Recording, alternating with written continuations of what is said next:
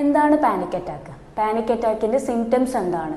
എന്തുകൊണ്ടാണ് panic attack വരുന്നത്? അതിന്റെ ട്രീറ്റ്മെന്റ് എന്താണ്? നമുക്കിന്ന് അതിനെപ്പറ്റി സംസാരിക്കാം.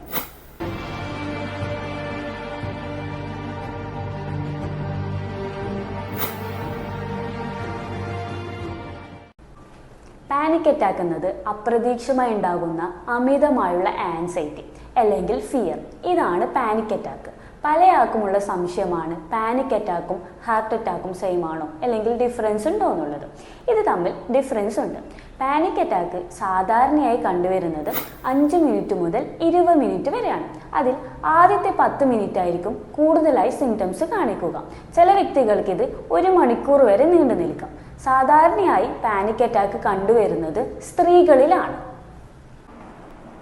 പാനിക് അറ്റാക്കിന്റെ സിംറ്റംസ് എന്തൊക്കെയാണെന്ന് നോക്കാം. പെട്ടെന്നുണ്ടാകുന്ന ഭയം, വെപ്രാളം, ഹൃദയമിടിപ്പ് കൂടുക, അതിനെ തുടർന്നുള്ള വിയർപ്പ് ഉണ്ടാവുക, ശരീരത്തിൽ ക്ഷീണം ഉണ്ടാവുക, ശരീരത്തിൽ തളർച്ച അനുഭവപ്പെടുക, നെഞ്ചുവേദന ഉണ്ടാവുക, ശ്വാസമുട്ടൽ അനുഭവപ്പെടുക, ശരീരം മരവിച്ച പോലെ തോന്നുക, തലകറക്കം ഉണ്ടാവുക, വയറ്റിൽ അസ്വസ്ഥത ഉണ്ടാവുക, ശരീരം കൺട്രോൾ ചെയ്യാൻ പറ്റാതിരിക്കുക. ഇതിൽ 4 അതിലധികമോ സിംറ്റംസ് ഉണ്ടെങ്കിൽ നിങ്ങൾക്ക് പാനിക് അറ്റാക്ക് ആണെന്ന് സംശയിക്കാം. അപ്പോൾ അതിനനുസരിച്ചുള്ള ട്രീറ്റ്മെൻറ്റ് എടുക്കേണ്ടതാണ്. പാനിക് അറ്റാക്കിൻ്റെ റീസൺസ് എന്തൊക്കെയാണെന്ന് നോക്കാം. അമിതമായുള്ള ആൻസൈറ്റി അല്ലെങ്കിൽ ഫിയർ പാനിക് അറ്റാക്കിന് കാരണമാകുന്നു. അതായത് വർക്ക് സ്ട്രെസ് കൂടുക, റിലേഷൻഷിപ്പിൽ ഇഷ്യൂസ് ഉണ്ടാവുക, പേഴ്സണൽ ഇഷ്യൂസ് ഉണ്ടാവുക, ഇതൊക്കെ പാനിക് അറ്റാക്കിന് കാരണമാകുന്നു. അതുപോലെ തന്നെ പെർസിസ്റ്റൻ്റ് ആയിട്ടുള്ള നെഗറ്റീവ് തോട്ട്സ്, കൂടുതൽ സമയവും അപകടങ്ങളെ പറ്റി ചിന്തിക്കുക, പാസ്റ്റ് ട്രോമാസ് ആലോചിച്ചിരിക്കുക, ഭാവിയെ പറ്റി ആലോചിച്ച് ടെൻഷൻ അടിക്കുക, ഇവർക്ക് പാനിക് അറ്റാക്ക് വരാനുള്ള സാധ്യത കൂടുതലാണ്. അതുപോലെ തന്നെ ജനറ്റിക് ഫാക്ടേഴ്സ്, ഫാമിലി മെമ്പേഴ്സിൽ ആർക്കെങ്കിലും പാനിക് അറ്റാക്കോ അല്ലെങ്കിൽ ആൻസൈറ്റി ഡിസോർഡറോ ഉണ്ടെങ്കിൽ പാനിക് അറ്റാക്ക് വരാനുള്ള ചാൻസസ് കൂടുതലാണ്. അതുപോലെ തന്നെ പഠനങ്ങൾ പറയുന്നത് 40 to 80% ഡ്രഗ്സ് യൂസ് ചെയ്യുന്നവർക്കും പാനിക് അറ്റാക്ക് വരാമെന്ന്.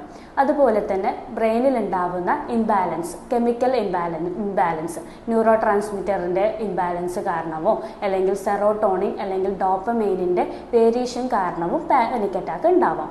ഇതൊക്കെയാണ് പാനിക് അറ്റാക്കിൻ്റെ പ്രധാന കാരണങ്ങൾ. പാനിക് അറ്റാക്കിൻ്റെ സൊല്യൂഷൻ അല്ലെങ്കിൽ പരിഹാര മാർഗങ്ങൾ എന്തൊക്കെയാണെന്ന് നോക്കാം. ഒന്നാമതായി ലൈഫ് സ്റ്റൈൽ ചേഞ്ചസ്. ഒരു ദിവസം 6-7 മണിക്കൂർ നന്നായി ഉറങ്ങാൻ വേണ്ടി നോക്കുക. എല്ലാ ദിവസവും എക്സസൈസ് ചെയ്യുക. ഹെൽത്തി ഡയറ്റ് ഫോളോ ചെയ്യുക. രണ്ടാമതായി ബ്രീത്തിങ് എക്സസൈസ് ചെയ്യുക. ഇത് മാനസികമായുള്ള പ്രശ്നങ്ങൾ കുറയ്ക്കാൻ വേണ്ടി സഹായിക്കും. മൂന്നാമതായി നെഗറ്റീവ് തോട്ട്സ് ഒഴിവാക്കുക. അതിനായി നിങ്ങൾ ഇഷ്ടമുള്ള എന്തെങ്കിലും ആക്ടിവിറ്റീസിൽ ഇൻവോൾവ് ചെയ്യുക. നാലാമതായി ആരോടെങ്കിലും നിങ്ങളുടെ പ്രശ്നങ്ങൾ ഷെയർ ചെയ്യുക. ഇത് മാനസികമായിട്ടുള്ള പ്രശ്നങ്ങൾ ഒരു പരിധിവരെ കുറക്കാൻ വേണ്ടി പറ്റും. അഞ്ചാമതായി അഡിക്ഷൻസ് കുറക്കുക. അതായത് അൺഹെൽത്തി ആയിട്ടുള്ള ഹാബിറ്റ് കുറക്കുക. കഫെയിൻ ഒഴിവാക്കുക, ഡ്രഗ്സ് ഒഴിവാക്കുക, ആൽക്കഹോൾ ആൻഡ് സ്മോക്കിംഗ് ഒഴിവാക്കുക. ഇതൊക്കെയാണ് പാനിക് അറ്റാക്കിൻ്റെ സൊല്യൂഷൻസ്.